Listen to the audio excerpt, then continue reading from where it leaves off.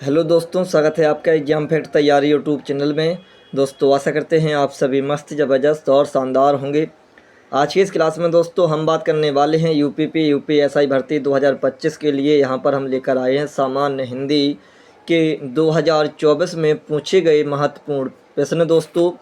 ठीक है, और यदि आप सभी तैयारी अपनी करते हैं दोस्तों हिंदी के लिए, तो यहाँ पर सामान्य हिंदी में आप सभी को 37/37 लेकर आना अनिवार्य होगा दोस्तों, क्योंकि यही एक स्कोरर विषय भी है।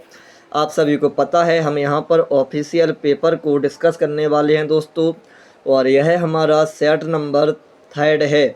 2 सेट ऑलरेडी हम यहाँ पर कवर कर चुके हैं दोस्तों। यदि आपने उन 2 सेटों को कवर नहीं किया है तो सबसे पहले आप सभी उन सेटों में भी अपना स्कोर चेक करिए दोस्तों कि आपका स्कोर वर्तमान में कितना बन रहा है। उनमें जो एग्जामिनर ने प्रश्न वहाँ पर पूछे हैं, क्या वह प्रश्न आप सभी से अच्छे तरीके से बनते भी हैं, या फिर जो प्रश्न आपसे नहीं बनते हैं उनको एक कॉपी पर नोट करिए और उसी टाइप के प्रश्न आप सभी और अत्यधिक पढ़िए दोस्तों, क्योंकि हिंदी में आपका स्कोर अच्छा खासा होना अनिवार्य होता है। यहीं से आप सिलेक्शन के बहुत पास पहुंच जाएंगे दोस्तों। ठीक है, तो आगे बढ़ने से पहले यदि आपने अभी तक हमारे चैनल को सब्सक्राइब नहीं किया है तो सबसे पहले आप सभी हमारे चैनल को सब्सक्राइब कर लें, साथ में बेल आइकन भी ऑन कर लें ताकि आने वाली सभी वीडियो का नोटिफिकेशन आप सभी तक पहुंचता रहे। लाइक कमेंट शेयर भी ज़रूर करें दोस्तों। आइए आगे के प्रश्न यानी फर्स्ट प्रश्न से हम लोग स्टार्ट करते हैं अपने सेट नंबर 3 से। तो यहाँ पर आप सभी देखिए, ये रहा हमारा सेट नंबर 3। ठीक है, तो यहाँ पर देख सकते हैं यूनिवर्सल की ये हमारे पास बुक है और इससे हम लोग प्रश्न कवर करेंगे। तो फर्स्ट प्रश्न है हमारा, अभागा सुख से वंचित रह जाता है के अर्थ के लिए सही लोकोक्ति कौन सी है? तो अंधा बगला कीचड़ खाए। इसका right answer option number C है। नेक्स्ट क्वेश्चन है दोस्तों, गमन शब्द को विपरीतार्थक बनाने के लिए किस उपसर्ग का प्रयोग करेंगे? तो इसका राइट आंसर है ऑप्शन नंबर सी, बड़ा आका। नेक्स्ट क्वेश्चन, निम्नलिखित में से कौन सा शब्द संबंधवाचक सर्वनाम है? तो जो संबंधवाचक सर्वनाम है इसके साथ एक और होता है सो, जो सो। ठीक है, चलिए नेक्स्ट क्वेश्चन दोस्तों, कारक के कितने भेद होते हैं? तो right answer option number C, कारक के 8 भेद होते हैं। नेक्स्ट क्वेश्चन, इनमें से किसके रचनाकार तुलसीदास नहीं हैं? तो option number A, Khuman Raso के रचनाकार तुलसीदास नहीं हैं। कवितावली, विनय पत्रिका और रामचरितमानस ये तीनों के रचनाकार तुलसीदास जी हैं। नेक्स्ट क्वेश्चन, स्वर ए ऐ का उच्चारण स्थान कौन सा है? तो इसका राइट आंसर है कंठ तालब, option number D. Next question दोस्तों, स्वर्ग पृथ्वी हरिण किस शब्द के अनेकार्थी हैं? तो राइट आंसर है ऑप्शन नंबर सी, गोके। नेक्स्ट क्वेश्चन दोस्तों, सन 1973 में साहित्य अकादमी पुरस्कार प्राप्त आलोक पर्व किसकी रचना है? तो जो आलोक पर्व है दोस्तों वो रचना है हजारी प्रसाद द्विवेदी की।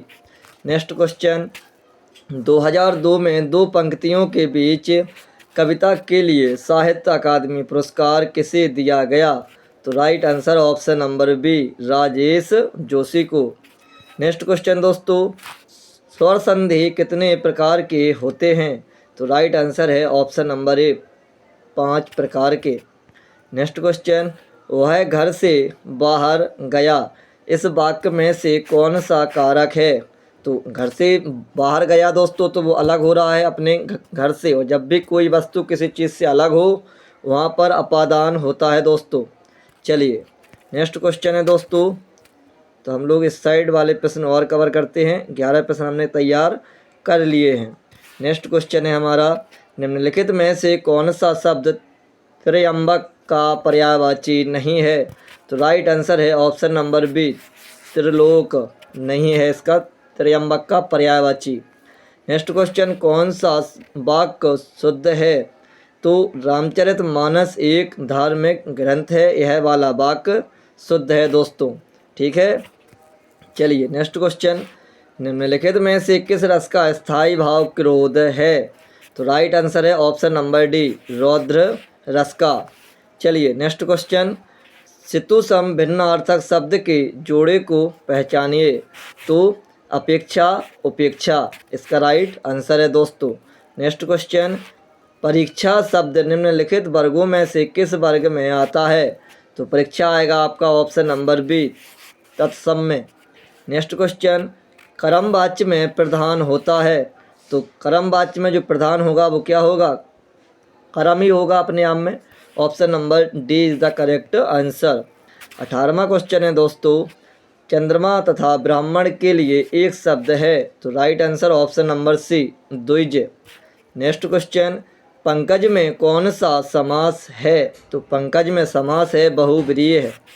नेक्स्ट क्वेश्चन, आ बैल मुझे मार का अर्थ होता है। तो इसका ऑप्शन नंबर सी, जानबूझकर मुसीबत में पड़ना।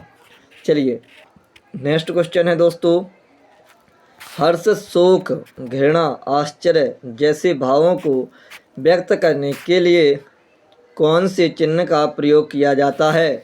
तो विस्मय आदि बोधक चिन्ह का प्रयोग वहाँ पर हम करते हैं। नेक्स्ट क्वेश्चन, निम्नलिखित में से कौन सा शब्द तद्भव है? तो राइट आंसर है ऑप्शन नंबर डी, जीभ। नेक्स्ट क्वेश्चन दोस्तों हम लोग कवर करते हैं। तो नेक्स्ट क्वेश्चन है, नबल सुंदर श्याम शरीर में कौन सा अलंकार है? तो राइट आंसर है ऑप्शन नंबर बी, उल्लेख। चलिए नेक्स्ट क्वेश्चन, खा, गा और फा ध्वनियाँ किस भाषा की हैं? तो राइट आंसर है अरबी फारसी भाषा की हैं। इस प्रकार से खा, गा और फा। चलिए 25वां क्वेश्चन है दोस्तों, ऐसा लगा मानो बम फटा हो वाक्य में कौन सा अव्यय है? तो स्वरूप बोधक यहाँ पर अव्यय है दोस्तों। नेक्स्ट क्वेश्चन, विधानमंडल द्वारा पारित या स्वीकृत विधि को क्या कहते हैं? तो उसको कहते हैं हम लोग अधिनियम। ठीक है।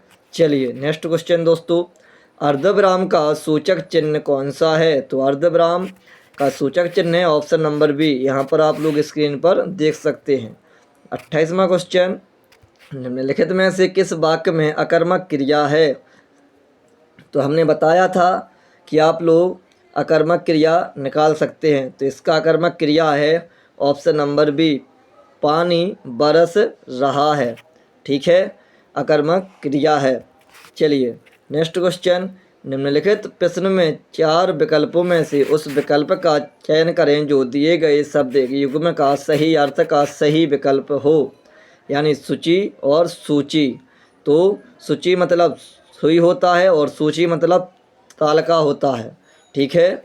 चलिए नेक्स्ट क्वेश्चन दोस्तों, निम्नलिखित में से एक वाक्य में विशेषण का प्रयोग नहीं हुआ है। तो विशेषण का प्रयोग आपका वह विद्यार्थी है, इस वाक्य में विशेषण का प्रयोग नहीं हुआ है दोस्तों। चलिए नेक्स्ट क्वेश्चन, अन्या से अनन्या किसकी रचना है? तो प्रभा खेतान की। नेक्स्ट क्वेश्चन, अर्घ्य शब्द का समभिन्नार्थक क्या है? तो इस पे क्या आया है ध्यान दें। यह प्रश्न त्रुटिपूर्ण है। आयोग ने इस प्रश्न को अपनी अंतिम उत्तर कुंजी में डिलीट कर दिया था। अर्घ्य का समभिन्नार्थक शब्द अर्घ्य होता है। ठीक है, आप लोग इस वाले प्रश्न को याद रखेंगे। अभी आ गया आपका गद्यांश। तो यहाँ पर देखिए, संस्कृति और सभ्यता ये 2 शब्द हैं और उनके अर्थ भी अलग अलग हैं। सभ्यता मनुष्य का वह गुण है जिससे वह अपनी बाहरी तरक्की करता है। संस्कृति का वह गुण जिससे वह अपनी भीतरी उन्नति करता है दोस्तों। चलिए इसके आगे और भाषा हम लोग कवर करते हैं। तो यहाँ पर दिया गया है, करुणा, प्रेम और परोपकार सीखता है। आज रेलगाड़ी, मोटर और हवाई जहाज़, लंबी चौड़ी सड़कें और बड़े बड़े मकान, अच्छा भोजन और अच्छी पोशाक ये सभ्यता की पहचान है। और जिस देश में इनकी जितनी ही अधिकता है उस देश को हम उतना ही सभ्य मानते हैं। मगर संस्कृति उन सबसे कहीं बारीक चीज़ है। वह मोटर नहीं, मोटर बनाने की कला है। मकान नहीं, मकान बनाने की रुचि है। संस्कृति धन नहीं है, गुण है।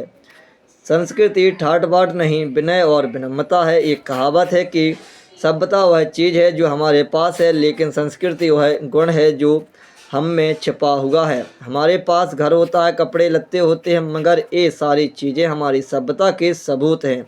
जबकि जो आपकी संस्कृति है इतनी मोटे तौर पर दिखलाई नहीं देती, वह बहुत ही सूक्ष्म और महान चीज़ है, और वह हमारी संस्कृति बतलाती है।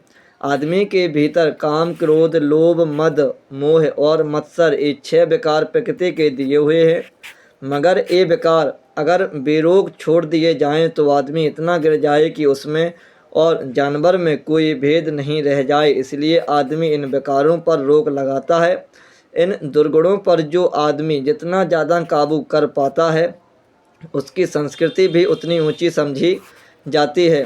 संस्कृति का जो स्वभाव है कि वह आदान प्रदान से बढ़ती है। जब दो देशों या जातियों के लोग आपस में मिलते हैं, तब उन दोनों की संस्कृतियां एक दूसरे को प्रभावित करती हैं। इसलिए संस्कृति की दृष्टि से वह जाति या वह देश बहुत ही धनी समझा जाता है, जिसने ज़्यादा से ज़्यादा देशों या जातियों की संस्कृतियों से लाभ उठाकर अपनी संस्कृति का विकास किया हो।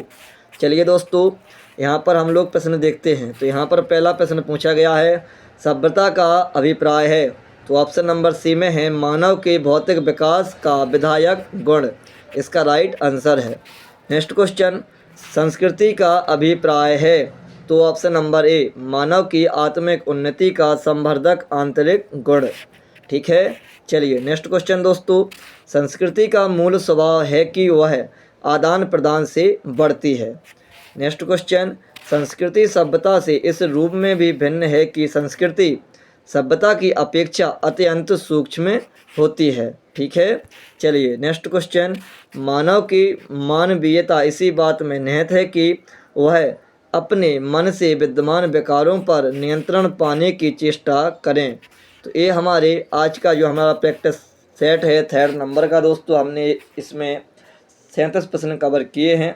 आप सभी अपना स्कोर कमेंट बॉक्स में बताइएगा कि आपने कितने प्रश्न सही किए हैं दोस्तों। और हमारा डेली टारगेट भी आने वाला है, 1-2 दिन में आप सभी तक डेली टारगेट पहुंच जाएगा।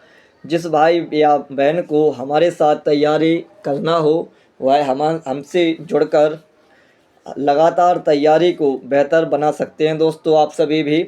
तो बस यही मेरी क्लास था, और ये मेरी जो क्लास है 3rd नंबर का सेट है। आप सभी ने यदि प्रीवियस 2 सेट नहीं देखे हैं तो आप सभी सबसे पहले उन सेटों को कवर करिए, इसके बाद फिर आप इस वाले जो 3rd सेट है इस पर कवर करिए दोस्तों। आपको हिंदी में फ़ायदा होने वाला है। यहाँ से एक अपना आंकड़ा लग जाता है कि जो एग्जामिनर है वो प्रश्न कहाँ से और कौन से लेवल का प्रश्न पूछा जाता है हमसे हमारे परीक्षाओं में दोस्तों। तो बस इसी सब की जानकारी के लिए हम यहाँ पर ये प्रैक्टिस सेट कवर कर रहे हैं। जो प्रश्न आपको नया मिले उस प्रश्न को लिखिए और उस प्रश्न पर विचार करिए कि आखिर एग्जामिनर ने ये प्रश्न कहाँ से बनाया है, और कौन सी ऐसी बुक है जहाँ पर आपको संपूर्ण प्रश्न मिल जाएंगे।